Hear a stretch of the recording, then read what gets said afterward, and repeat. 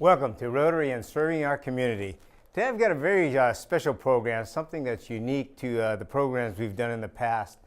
I'm going to take you on one of the trips with me to Honduras. I was assigned to go to Honduras by the Rotary Foundation to take a look at some water projects there. I've been involved doing water projects for probably about 10 years now and have done water projects in 6 different countries, probably benefiting close to 100,000 people. What I'd like to do is share with you on this one why we as Rotarians do this. To start with, the Rotary Foundation takes a look at doing areas of focus. In other words, we have 6 specific areas of focus that we try to focus on. Peace and conflict resolution, disease prevention and treatment, water and sanitation, maternal and child health, basic education and literacy, and community and economic development.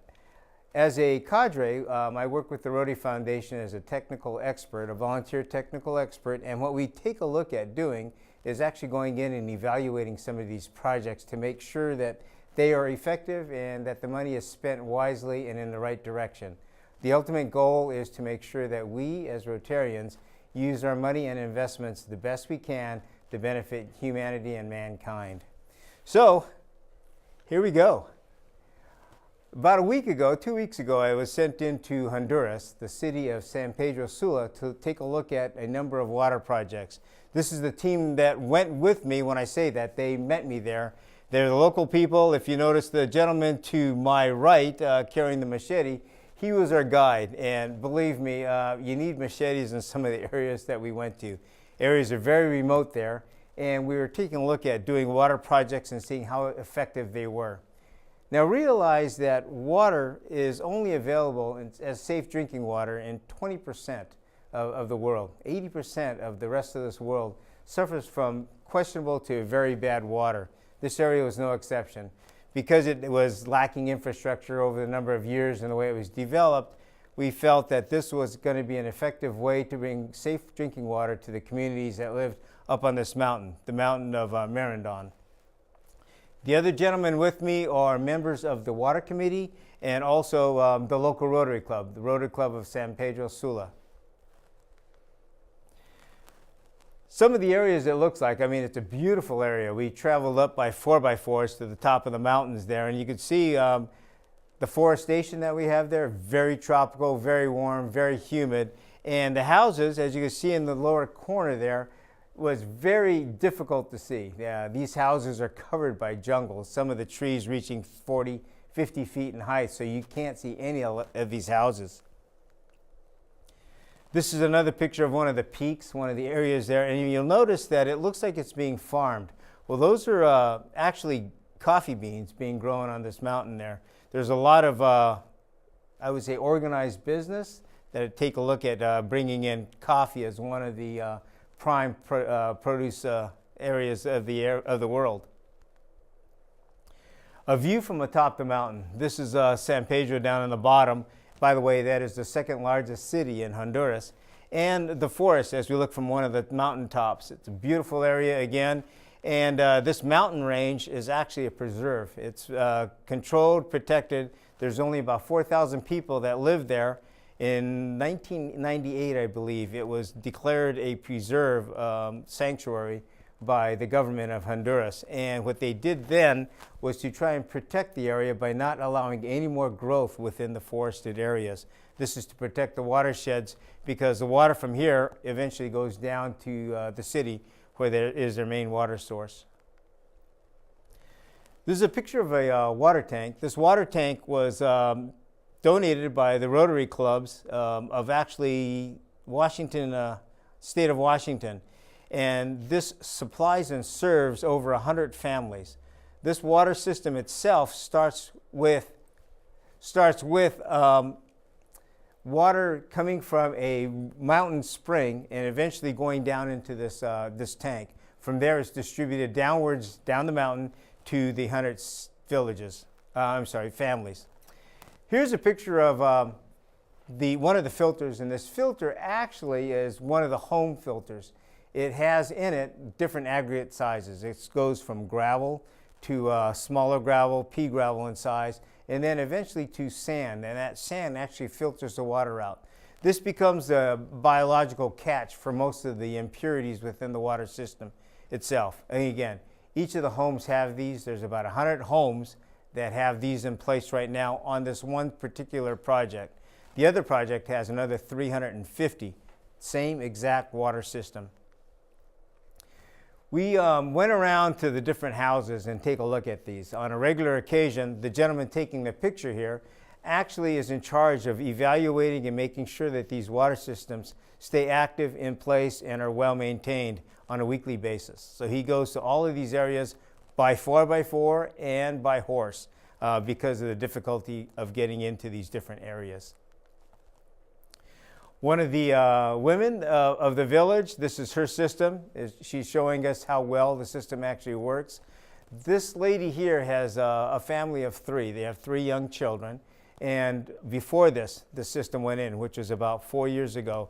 The children were constantly sick. They were malnutritioned, and they had problems with waterborne diseases on a daily basis.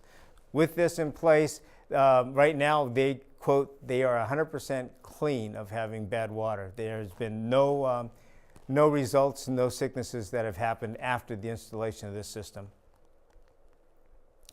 This is what it looks like. The system, as it starts to accumulate some of the debris from the water itself.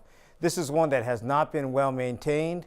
One of the systems that here, and the gentleman that's going to take a look at this, will instruct the people on how best to keep it clean and well maintained.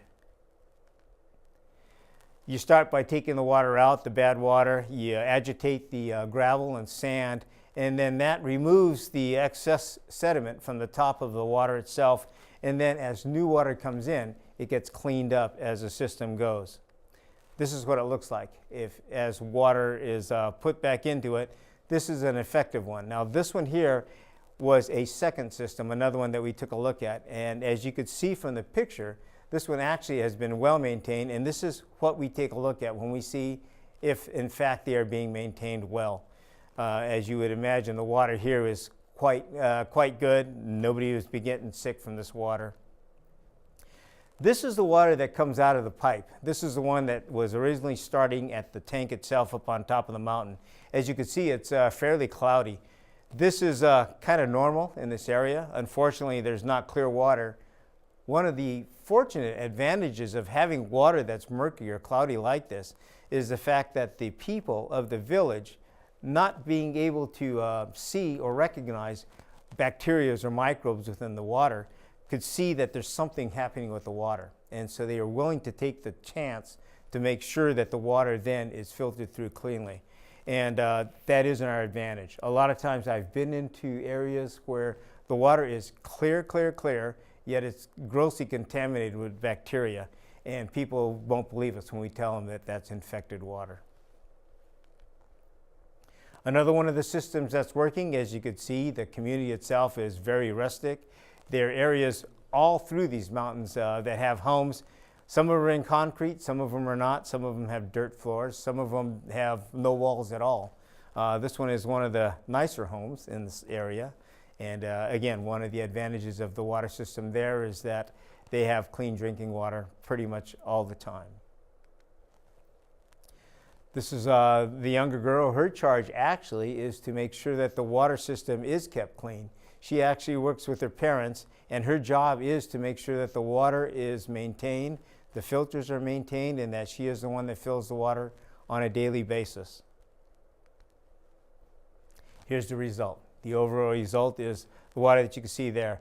The people there are very cautious. They are educated. We spend time actually teaching them sanitation and hygiene to make sure that they are handling the water efficiently and effectively. As you can see here, the countertops, the water itself, everything in place is immaculate. They do an excellent job of keeping it clean. And this is what we look for. You'll also notice in the background that there's no window in that in the opening. Oftentimes, because it's a very tropical area, there's no need for windows. Rain comes down usually in sheets, and there again, it doesn't go sideways, it doesn't go lateral. Now we've seen the inside, I want to show you what the outside of some of these homes look like. This is one of the houses. I'm going to take you through a small tour of some of the areas and the houses we actually took a look at and inspected. Of the 500 houses, I probably took a look at about 10% of them on a random selection, and well, not completely random. I would say some of them were so far down the mountain or up the mountain, they decided to pass on those because I would have run out of daylight. So these are the ones that are fairly close to proximity of where we can get in by 4x4. My team, these are Rotarians guiding us through some of the villages up in the mountainous areas. We are going from house to house, taking a look at and seeing if in fact the systems were maintained properly, if the hygiene and education of those places has been maintained, and if they understand what we are trying to accomplish with this. Another one of the houses, as you can see, pretty much they do with what they have there.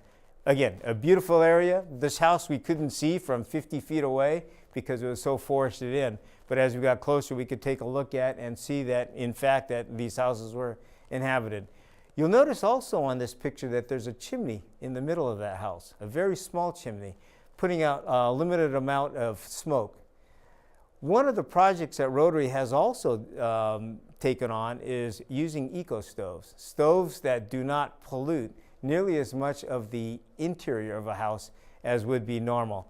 These stoves are very effective. They stay hot for a long time. If you get close to them and actually touch the stove itself, you will not be burnt. It stays at room temperature. All of it's internal because of the insulation of those fireplaces and the way they're designed and built. The chimney itself takes the smoke out, whereas before the smoke would actually be released within the house. There was no chimneys in place before the eco stove project was installed. Again, these gentlemen were with me. I will show you and introduce you to them later on in the show, but they spent the time, actually 4 days with me up in these jungles to take a look at and evaluate the systems that they had put in place. They are very proud of the projects they've done. The gentleman whose back is to us right now is actually a doctor. He's an internist, and he had to thank us for what we have done and made possible throughout these mountainous regions. One of the other homes, as you could see, there's no lack of water, but there is lack of clean water. So we saw laundry being washed everywhere. Every house does laundry outside. Unfortunately, it rains every day also, so oftentimes the clothes stays out in the rain or comes in if it's dry enough to bring in, but it is definitely a very humid area. One of the other houses, as you could see, because of the moisture, you've got algae growing on houses and everything else you could think of. Food, by the way, is very prevalent. There's a lot of the tropical fruits. Bananas grow right alongside of the house. Coconut trees are often right there also, along with coffee beans. Each house has a number of coffee bean plants that they use to harvest. Oftentimes they eat them, and they also sell the excess that they don't need. You'll see pigs and chickens throughout the area also, and this is their daily food supple. Picture here of one of the people that have been fortunate to not only get water, the stove, but also a little bit of assistance as far as education. And you could see by the changes over the years. Back behind you, you could see one of the houses of the old system. Oftentimes, that's what they had. Now that there's water and efforts put in place, you can see the economy actually starting to improve within these villages. And villages are starting to grow, not in size, but as far as houses. The houses become a lot more livable, a lot less primitive. Speaking of primitive, here's one of the houses. This gentleman was definitely the engineer type. You'll see he has outdoor plumbing. This is his wash area, his bathing area, and his shower. Behind you in that plastic area for somewhat privacy is the actual latrine that he's dug.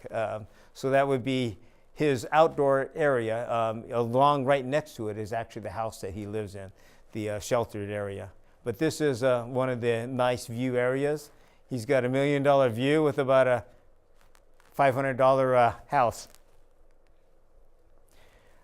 Here's one of the examples of one that is a house that has not been converted to an eco stove. As you can see, the smoke is coming out of every direction of that roof.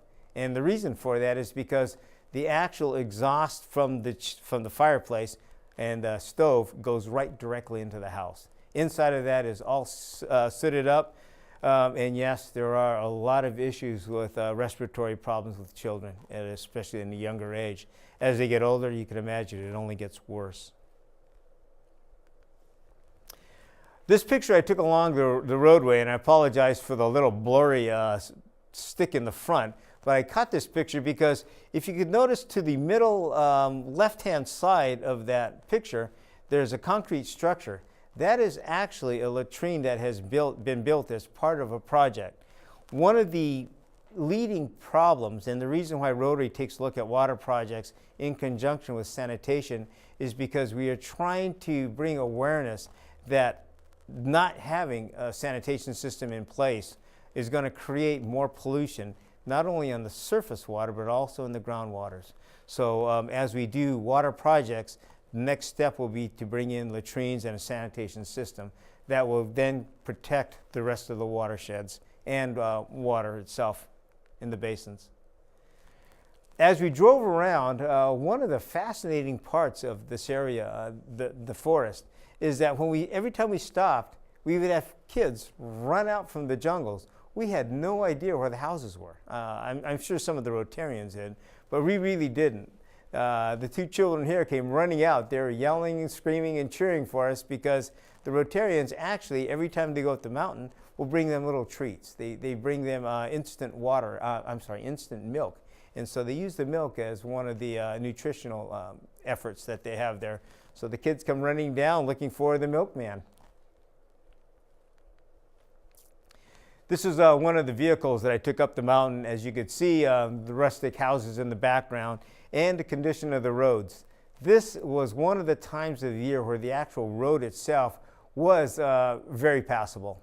I heard stories of a year ago where it had rained straight for 30 days and the roads had all washed out. These people were cut off for as much as a month without being able to get down that mountain. Fortunately, most of them grow their own food, so they're very industrious in that way, and we're able to handle it quite well.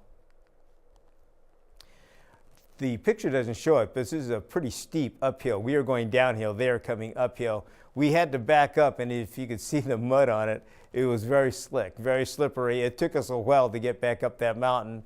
The cow there actually kind of coaxed us along. He was walking as fast as we could. Talk about rain. Again, it rained every day there. This picture was taken from one of the homes. We decided to hold out a bit. It took us 10 minutes before we could actually get to those vehicles because we would have been literally drenched in that rainstorm. Fortunately, we got out. When I say fortunate, with another probably hour there on top of that mountain, we would not have been able to get through some of the river crossings that we had to cross and also get up some of those slick mountains that you saw. Number of the water crossings, we have those water crossings coming in. Again, with it raining every day in a tropical forest, creates a beautiful landscape, but pretty harsh travel experience. We went all on 4x4s. We actually took 7 4x4s up to the top of this mountain. This picture here, you can see it's a pretty beautiful stream area, but right in the dead center of that picture, and I don't know if we could zoom in on that one, is a family doing laundry, taking care of their laundry in the middle of that river. And that is one of the issues that we have to have. Part of the educational process, this water is one of the main tributaries to the San Pedro Sula. So we have to maintain caution and make sure that the people above actually know what it takes to keep water clean. Another one of the projects, and this is getting slightly off track, but because we were on a project, taking a look at water projects, the gentleman who was the president of the Club of San Pedro Sula is a dentist. He's also an instructor at the university, and he decided, well, since we're going up the mountain, we might as well do a dental clinic to one of the villages there. He took with him 30 students, dental students, to do a dental clinic actually in this small village. There were 75 people that came out to get their teeth worked on, and they're definitely rough. When I say rough, I saw quite a few teeth extractions occur during this little clinic. So it's another rough way of living, but the students themselves did quite well with that. This is inside. They actually did the clinic inside of a school classroom.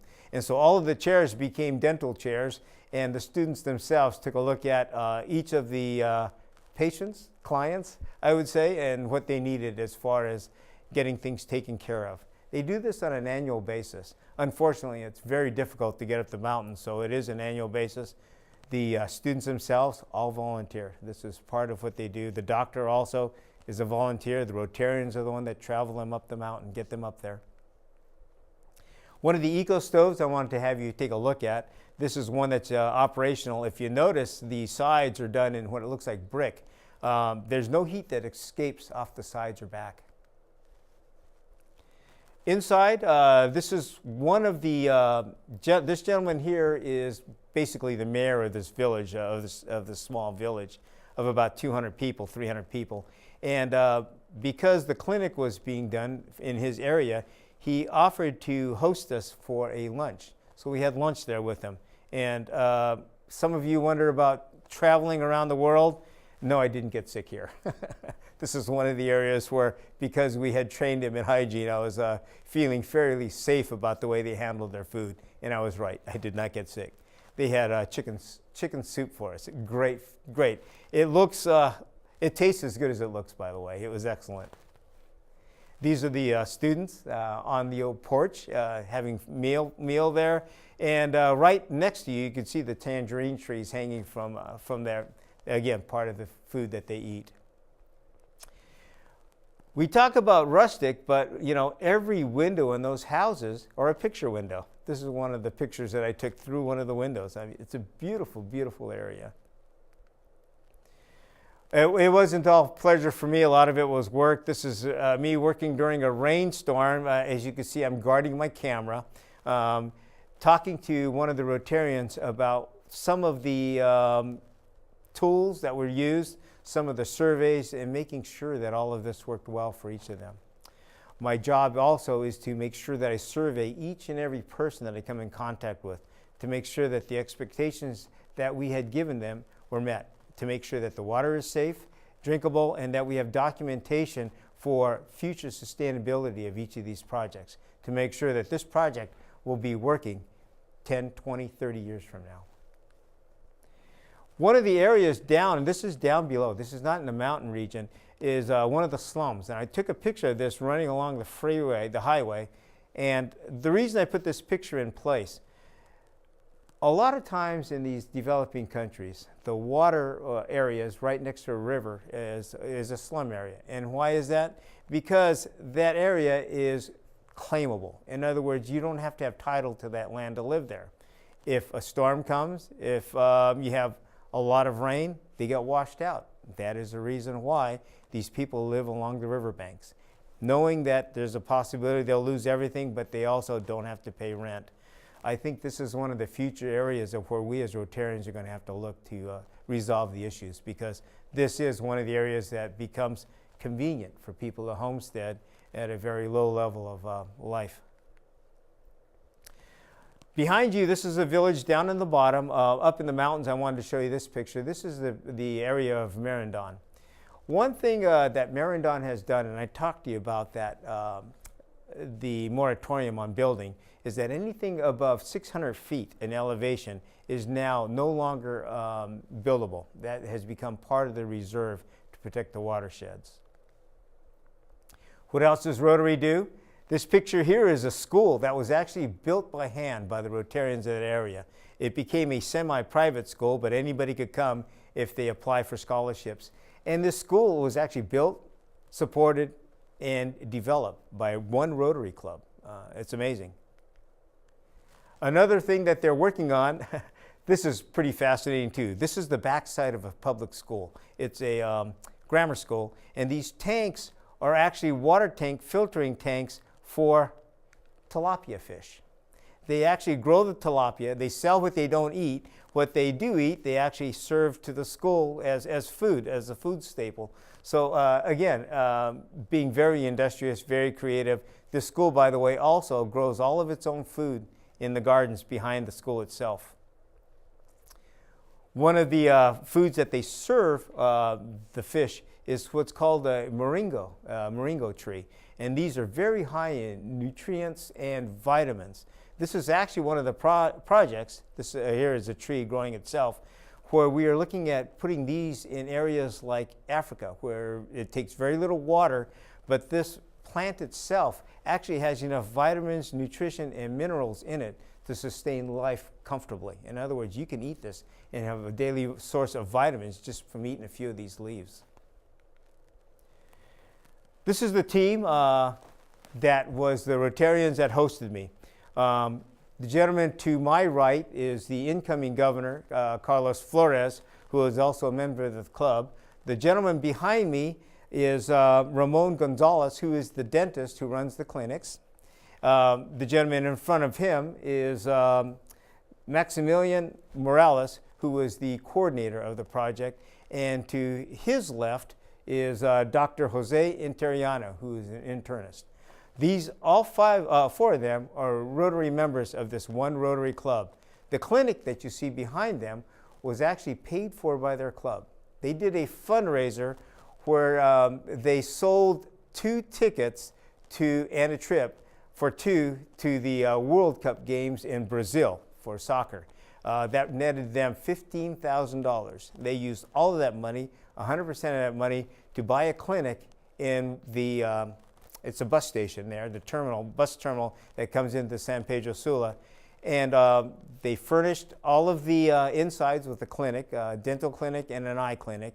And they also staffed that with minor amounts, small amounts coming from the people that come in. They're asked to pay $2 for the service, which covers basically the medicines. And then the rest of it is all covered by the Rotary clubs. So one of the outstanding things. Now, what was different from this program, and I wanted to share this with you, is we've been looking at community development, serving our communities. I brought this example up because this is one of the clubs that I've seen around the world that has really changed the world completely, making a huge difference in what we do around the world. And because of Rotary, I think this is what makes it possible. Everywhere I go in the world as Rotarian, and I've been very fortunate to travel to a number of countries, have I been able to see this kind of effort. And it's outstanding everywhere we go. And Santa Barbara is no different from that. I would like to say that, in closing, one of the ideal efforts that we as Rotarians have, we are 1.2 million members worldwide. We cover over 200 countries. And in each and every one of those countries, we make a huge difference in the world. And that is because of that networking, that partnership. So with that, thank you very much. We hope to see you again next week.